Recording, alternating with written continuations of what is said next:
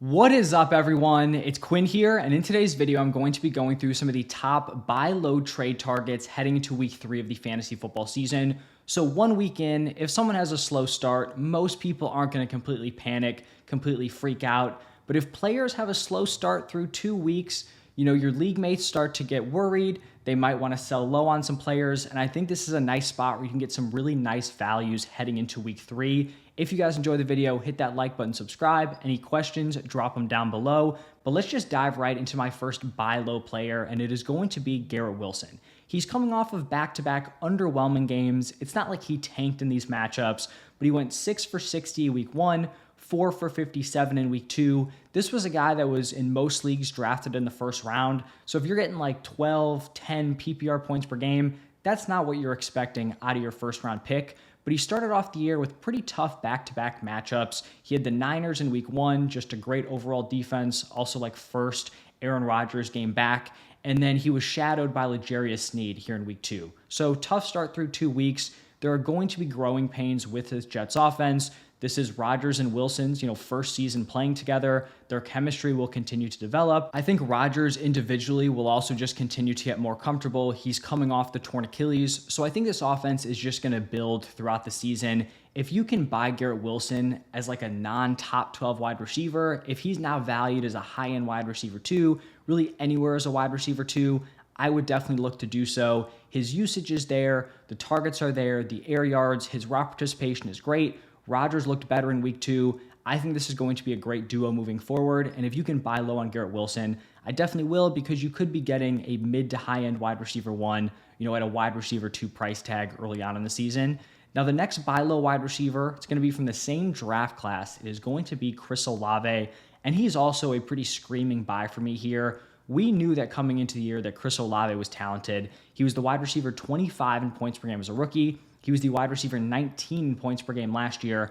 And both those years, he had pretty bad offenses. So he was overcoming, tough situations to still be a solid fantasy option. The question heading into 2024 was, will this offense be good enough to support Olave to a higher upside season, right? He was being drafted as like mid-tier to high-end wide receiver 2.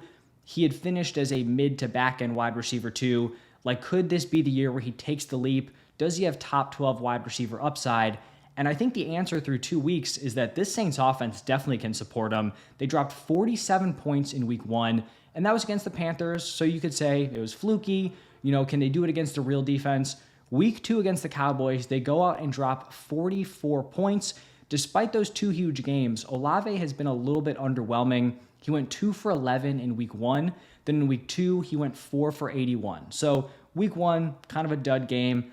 Week 2, fine. Like, he was tackled at the half-yard line. If he scores a touchdown and it's 4 for 81 on a touchdown, it's a solid game. But 4 for 81, not terrible. But he's obviously not lighting it up in terms of like the fantasy football production. So we know Olave is a good player. And now it seems like we know that this offense is legit moving forward. I have no doubt that Chris Olave is going to ball out this season. Offensively, they have almost been too good, to the point where Derek Carr has 39 total pass attempts in 2 games. So Rashid Shaheed has had a couple like bomb touchdowns. Derek Carr has been around that like 200 passing yard mark. They've just been so dominant and, effective running the ball, and they've got a game script where they're ahead early, that the passing volume hasn't been there. That's going to come once they come back down to earth a little bit. Like, this team isn't going to be putting up, 40 points every single week. So I think the offense is going to settle down a little bit. The passing volume is going to improve. Chris Olave is going to have some big games. And if you can buy low on him here, I think you definitely should. Like, if I was redrafting Chris Olave, I'd be willing to take him pretty much where I had him coming into the year, if not higher, just due to what this Saints offense has looked like through 2 weeks. Now, the next buy low, it's actually going to be another wide receiver here, and it is going to be Brandon Aiyuk. And he's had a tough, kind of 2-game start to the season here. He went 2 for 28 in week 1, and then 4 receptions for 43 yards in week 2.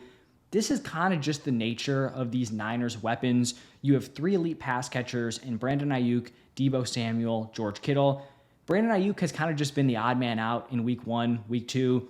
I also would say it's probably not shocking, considering that he missed most of training camp. If any of these guys were going to have a slow start, it probably would have been him. But we know Brandon Aiyuk is very good. He was a solid mid to high end wide receiver 2 last year. This is going to be a very good offense. These first two games aren't going to scare me off of Aiyuk. I think he's going to continue to get better. And there are just going to be these spots throughout the season where Debo and Kittle have big games. Next week, it could be, Kittle and Aiyuk. It could be Debo and Aiyuk, and Kittle has a down game. It's going to be tough to support three top weapons every single week. We've seen that with the Texans, where week 1, you had Nico Collins. Stephon Diggs had big games. Tank Dell was the odd man out. It's going to happen in these crowded wide receiver rooms or crowded target rooms. But we know Aiyuk is very good. This is going to be a good offense. A slow start isn't crazy given the fact that he was missing training camp. So Brandon Aiyuk, I think, is a very strong buy low. And we're just going to keep it rolling at the wide receiver position here. And I want to talk about Brian Thomas Jr. And to be honest, I don't really know if this is even considered a buy low because he went 4 for 47 and a touchdown in week 1. And then he went 2 for 94 this Sunday in week 2. I still think it's considered a buy low here because I do think his ceiling rest of season is just so much higher than what he showed, and he's already been impressive through 2 weeks. This Jaguars offense has not looked in sync. I think Trevor Lawrence even pretty much came out and said that they suck right now after the first 2 weeks, and we've still seen Brian Thomas Jr. come out and produce in the first 2 games with tough matchups. It's not like these are cake matchups where the Jaguars are struggling and Brian Thomas Jr. is producing. Week 1, he drew the Jalen Ramsey matchup. Like I said, 4 for 47 and a touchdown. Also had a deep PI that set him up to score. And then week 2, they went up against the very, very tough Browns defense. When we look at the other weapons here, Evan Ingram was a non-factor week 1. Now he's injured. Christian Kirk has been a complete non-factor through 2 weeks. We kind of know who Gabe Davis is. He's been fine, but we know he's not going to be the wide receiver 1, the clear top option moving forward. So I think Brian Thomas Jr. has a clear path to be the Jaguars wide receiver 1. I want to buy before we see the true full breakout. He's been great for 2 weeks. I think it's only going to continue to get better. And then I will just throw it out there, honorable mention, if people are going to panic on Xavier Worthy, obviously I'd be willing to buy low on him. But I'd assume that most people aren't completely losing their minds. Attached to the Chiefs, I think people are probably more hyped about him moving forward, especially with Hollywood Brown pretty much out for the year at this point. So Brian Thomas Jr., I think he's a really nice buy low here. He's been solid through 2 weeks, but I do think he's just going to continue to get better. Now let's talk about some running backs here. And I want to start off by talking about Zach Moss. He had a solid week 1, 14.1 PPR points. Week 2, he fell all the way down to 5.7. So if you started Zach Moss after week 1, he likely was very disappointing to you in your fantasy football lineup. But his week 2 production did not even come close to matching what his usage was. Zach Moss in week 2 pretty much completely boxed out Chase Brown from this running back room.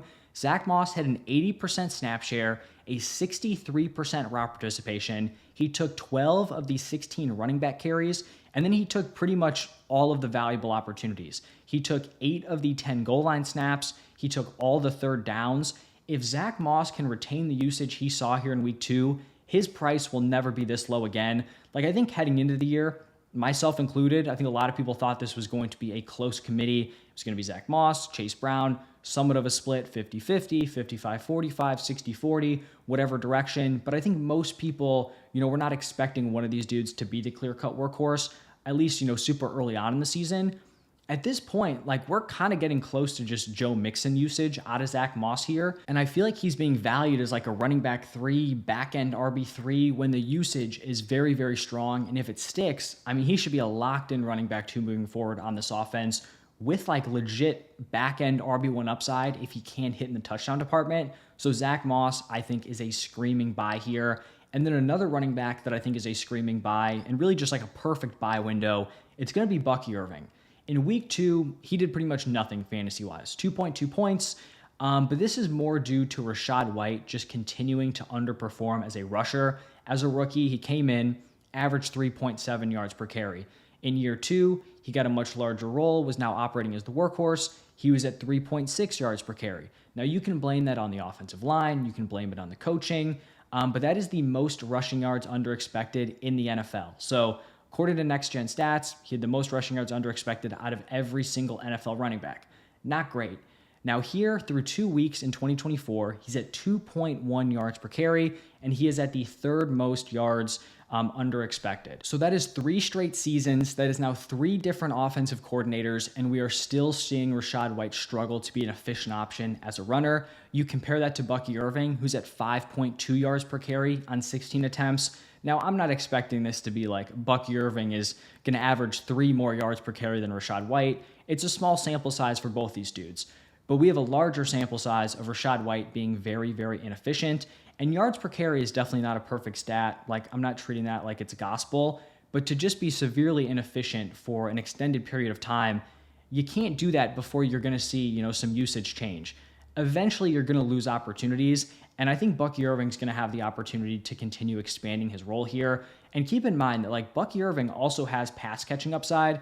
I talked about this heading into the season where I felt like there was such a wide range of outcomes with this backfield because Rachaad White and Bucky Irving have fairly similar skill sets. They're fine rushers. They're not really known for it. They're good pass catchers. And we were in this spot where if Rachaad White was decent as a rusher, he could really dominate this backfield because he could just completely box out Bucky Irving.